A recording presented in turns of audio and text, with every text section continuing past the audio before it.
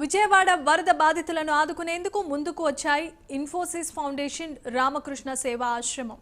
ఎన్టీఆర్ జిల్లా బీజేపీ అధ్యక్షుడు అడ్డూరి శ్రీరామ్ ఆధ్వర్యంలో 2500 మంది బాధితులకు 3500 రూపాయల విలువ చేసే సరుకులను బాధితులకు అందజేశారు. రామకృష్ణ సేవాశ్రమం పీఠాధిపతి శ్రీ జపానంద మహారాజ్ చేతుల మీదుగా సరుకుల పంపిణీ కార్యక్రమాన్ని నిర్వహించారు. మరోసారి 2500 కుటుంబాలను ఐడెంటిఫై చేసి వారికి కూడా సహాయ సహకారాలను అందిస్తామన్నారు. ఎమ్మెల్యేలు ఆదినారాయణ రెడ్డి, సుజనా చౌదరి సూచనల మేరకు బాధితులకు సహాయం చేసేందుకు ముందుకు వచ్చాయి.